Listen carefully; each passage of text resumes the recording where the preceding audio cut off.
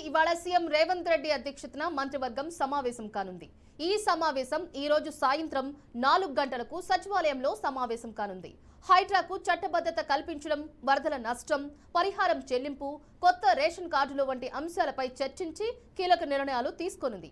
అదేవిధంగా revenue, municipal, నీటిపారుదల శాఖలకు ఉన్న కొన్ని విశేష అధికారాలను హైడ్రాకు కల్పించాలనే ప్రతిపాదనలపై కేబినెట్ నిర్ణయం తీసుకోనుంది. ఆ వెంటనే ఆర్డినెన్స్ రూపంలో ఉత్తర్వులను జారీ చేసి హైడ్రాకు చట్టబద్ధతను, విశేష అధికారాలను కల్పించే అవకాశం కనిపిస్తోంది.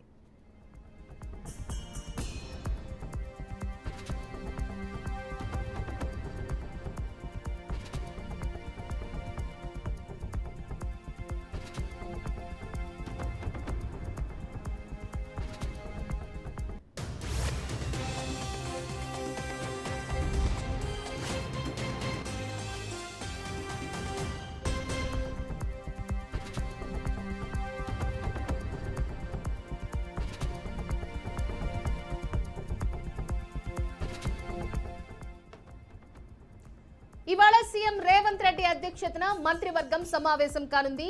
ఈ సమావేశం ఈ రోజు సాయంత్రం 4 గంటలకు సచివాలయంలో సమావేశం కానుంది. హైడ్రాకు చట్టబద్ధత కల్పించడం, వరదల నష్టం, పరిహారం చెల్లింపు, కొత్త రేషన్ కార్డులు వంటి అంశాలపై చర్చించి కీలక నిర్ణయాలు తీసుకునింది. అదేవిధంగా రెవెన్యూ, మున్సిపల్, నీటిపారుదల శాఖలకు ఉన్న కొన్ని విశేష అధికారాలను హైడ్రాకు కల్పించాలనే ప్రతిపాదనలపై కేబినెట్ నిర్ణయం తీసుకోనుంది.